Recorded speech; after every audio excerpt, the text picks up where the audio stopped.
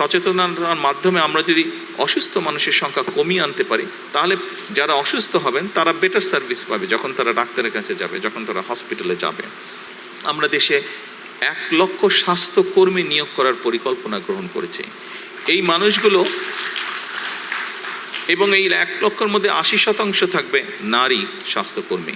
আমি যখন নির্বাচনী সময় বিভিন্ন এলাকায় গিয়েছি দেশের, শুধু সিলেট নয়, সিলেট সহ বাংলাদেশের উত্তরাঞ্চল বলেন, দক্ষিণ অঞ্চল বলেন, যে এলাকায় গিয়েছি আমি অনেক বিষয়ের মধ্যে একটি বিষয় এলাকার মানুষ আমার কাছে তুলে ধরেছে এবং খুব স্বাভাবিকভাবেই আমরা বিষয়টি ভিন্নভাবেও জানি। সেটি হচ্ছে বাংলাদেশের মানুষের স্বাস্থ্য ব্যবস্থা বা চিকিৎসা ব্যবস্থা। দুঃখজনকভাবে হলেও সত্য যে শহরের মানুষ কিছুটা চিকিৎসা সুবিধা পেলেও গ্রামের অধিকাংশ জায়গায় এখনও আমরা ভালোভাবে স্বাস্থ্যসেবা পৌঁছে দিতে সক্ষম হইনি। এবং সেজন্যই আমরা বলেছিলাম যে আমরা একটি ব্যবস্থা গ্রহণ করতে চাই। এটি আমি সংক্ষেপে আপনাদের সামনে তুলে ধরছি। আমি এর আগেও কয়েকবার বলেছি। দেখুন, এখানে আপনারা যারা আছেন সিলেটের মানুষ, বিশেষ করে অনেকেরই, প্রায় বহু মানুষেরই লন্ডন সফর করার সুযোগ হয়েছে। যারা যারা লন্ডনে গিয়েছেন আপনারা সকলেই জানেন NHS নামে একটি প্রকল্প আছে বা NHS নামে একটি ওখানে সংগঠন আছে, যাদের দায়িত্ব হচ্ছে সেই দেশের সকল মানুষের, যারা সেই দেশের বৈধ নাগরিক, তাদের সকলের চিকিৎসা ব্যবস্থা তারা লুক আফটার করে, তারা দেখভাল করে। এবং ব্রিটেনের মতন দেশেও কিন্তু NHS নিয়ে এখন তারা বেশ প্রেসারে আছে। এটি একটি ব্যয়বহুল বিষয়। সেই দেশের আইন অনুযায়ী সেই দেশের নাগরিক বা বৈধভাবে যারা বসবাস করে তাদের যে কোনো ধরনের অসুস্থতা সুস্থ করার দায়িত্ব হচ্ছে সরকারের। সেই জন্য খুব স্বাভাবিকভাবেই যেহেতু এটি সরকারের দায়িত্ব, সরকারের উপরে একটি চাপ থাকে, অর্থনৈতিক একটি বিষয় থাকে এখানে বিষয়। আমরাও চাই আমরা আমাদের দেশের নাগরিকদেরকে সুস্থ রাখতে, তাদের কাছে স্বাস্থ্যসেবা পৌঁছে দিতে।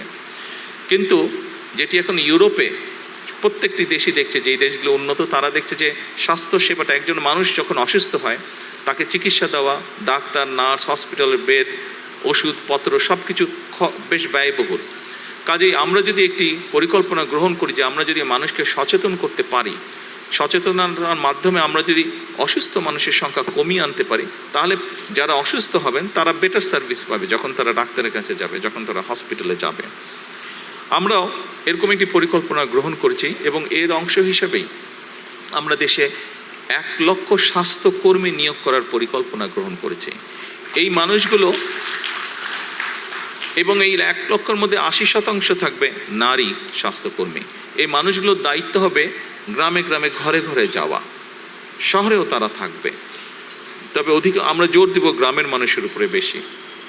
তারা যাবে, তারা মানুষগুলোকে, বিশেষ করে পরিবারের নারী যারা আছেন, যারা সংসার দেখাশোনা করেন, দায়িত্ব যাদের, তাদেরকে গিয়ে তারা অ্যাওয়্যার করবে, সচেতন করবে যে কোন খাবারটি খেলে ডায়াবেটিস হবে না, কোন খাবারটি খেলে কার্ডিয়াক হবে না, বা লাইফস্টাইল কী হলে তার হার্টের সমস্যা হবে না, কোন খাবারটি খেলে কিডনির রোগ হবে বা কিডনির রোগ হবে না। এই বিষয়গুলি সম্পর্কে তাদেরকে সচেতন করবে, হাইজিন সম্পর্কে তাদের সচেতন করবে। অর্থাৎ আমরা চাচ্ছি যে ইনশাল্লাহ ধীরে ধীরে আমরা সামগ্রিকভাবে পুরো দেশে যত বেশি সংখ্যক মানুষকে সুস্থ রাখা আমাদের লক্ষ্য। তার ফলে স্বাভাবিকভাবে যারা হসপিটালে আসবে পরবর্তীতে অসুস্থ হয়ে, তাদেরকে যাতে বেটার চিকিৎসা দেওয়া যায়। স্বাভাবিকভাবেই চিকিৎসা, অসুস্থ মানুষের সংখ্যা যখন কম হবে, আপনার মেডিকেলের ক্ষেত্রে আমাদের জন্য সুবিধা হবে টেক কেয়ার করতে। সম্মানিত উপস্থিতিবৃন্দ, সিলেট মেডিকেল কলেজের অধীনে 250 শয্যার একটি হাসপাতাল, এই হাসপাতালটি আমরা চেষ্টা করছি দ্রুত যাতে চালু হতে পারে ইনশাল্লাহ। একই সাথে আমরা এরপরে এটাকে চেষ্টা করব এক্সপ্যান্ড করে 1200 শয্যার একটি হাসপাতালে নিতে আমরা ইনশাল্লাহ চেষ্টা করব, আমাদের পরিকল্পনার মধ্যে রয়েছে।